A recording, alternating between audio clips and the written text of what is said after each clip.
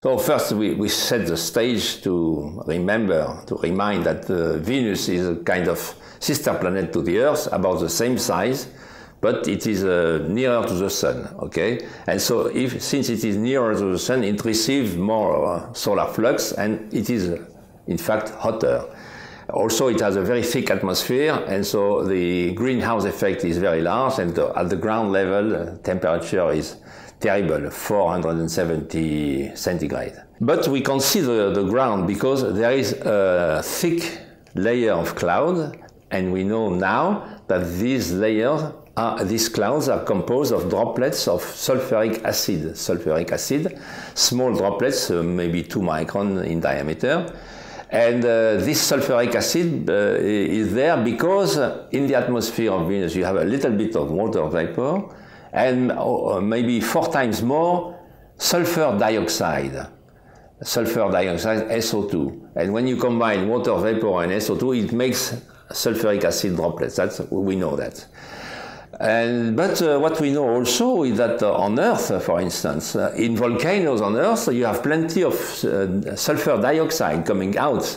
And you can see by the eye, you can see in many places of volcanic activity, or in Italy you have a small volcano where you have fumaroles, and you see yellow stuff, which is sulfur, because SO2 can be decomposed in sulfur and something else. And it has also a rather strong smell and irritating the lungs. So anyway, what we know is that there is plenty of sulfur dioxide in the atmosphere of Venus, and we know that on Earth it is produced by volcanoes. So it is quite tempting to understand if also this SO2 on Venus is produced by volcanism.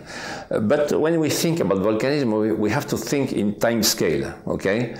Because we are absolutely sure already that there has been volcanism, very active volcanism, but let's say 600 million years ago. How do we know that? We know that because there were some space missions, one Russian space mission, Venera 15, another space mission called Magellan, American, with radars. They could look through the clouds and make very good geological maps of the surface of Venus, and we see plenty of evidence of old volcanoes, and so we are sure that in fact there was a major so-called resurfacing event, that is to say, at the time between 600 million and 800 million, you had plenty of lava and magma going outside and covering many plains.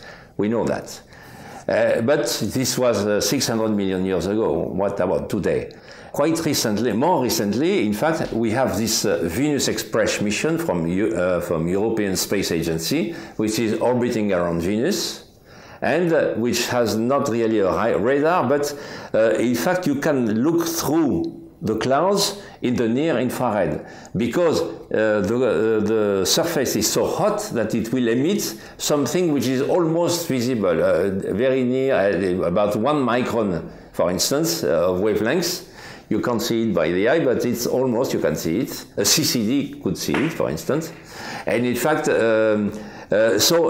somebody found, one scientist, Mrs. Smreka, for instance, they found out with the Virtis instrument that some places at the surface of Venus had a kind of emissivity, that is to say the quantity of light that you emit in the near infrared, which was much above the normal. And it was around an area that looked like a little bit volcanic. And so they say, well, this is a trace of volcanic activity within, let's say, 100,000 years. It may have been 100,000 years ago, and so the lava would flow and would not be altered for a very long time. And so, because it has this kind of different color, if you want, or different intensity in brightness, we think that there is some evidence that there were volcanism 100,000 years ago, which is already much nearer present. But what we would like to know now, if this volcanism is active, I would say now, last week or next week or 2 days ago or a few months ago or a few years ago. And in fact, it's technically very difficult to detect.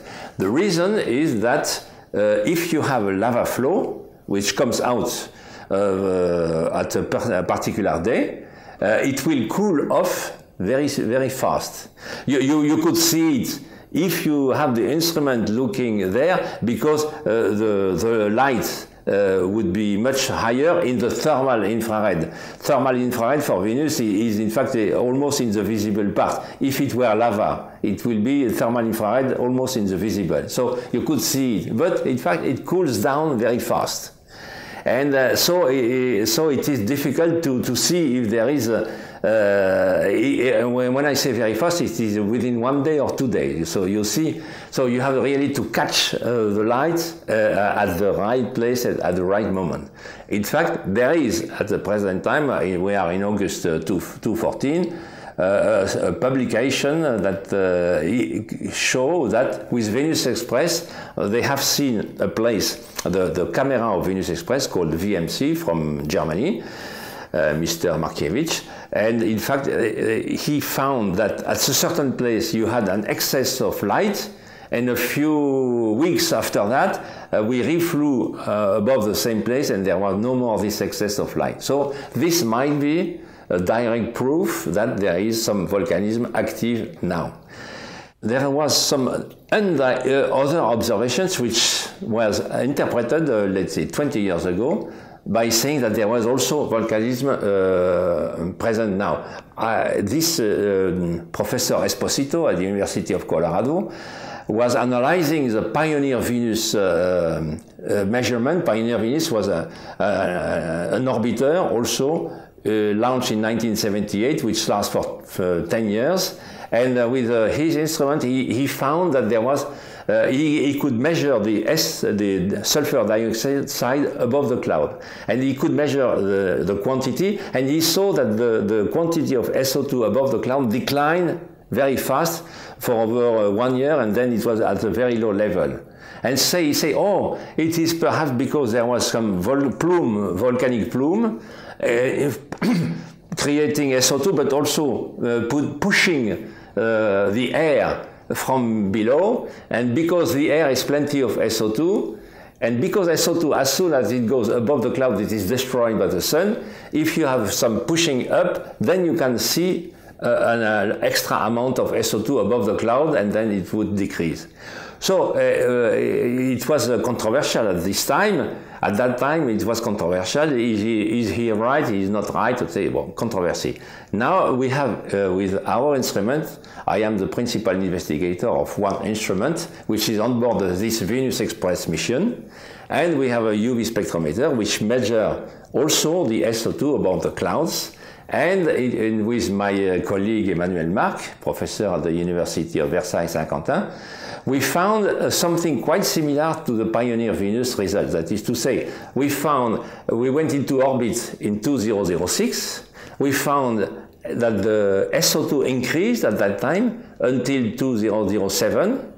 And then it decreased very much. When I say very much, it means by a factor of 10. Okay, it was reduced by almost a factor of 10, with plenty of fluctuation, but still by an enormous amount. So we are in a kind of situation which is quite reminding the situation of Pioneer Venus.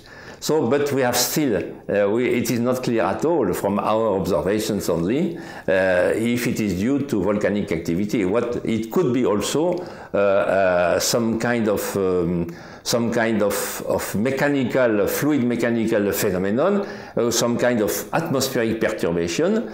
We have this kind of similar perturbation in the Earth. For instance, you have heard of the El Niño perturbation, which is with a cycle of several years. Okay, we could imagine that on Venus there is some kind of atmospheric perturbation which change everything for 8 years or 10 years or 15 years, or we don't know. So if you ask me if there are volcanoes on Venus, I would say yes, surely there were volcanoes active 6 million years ago.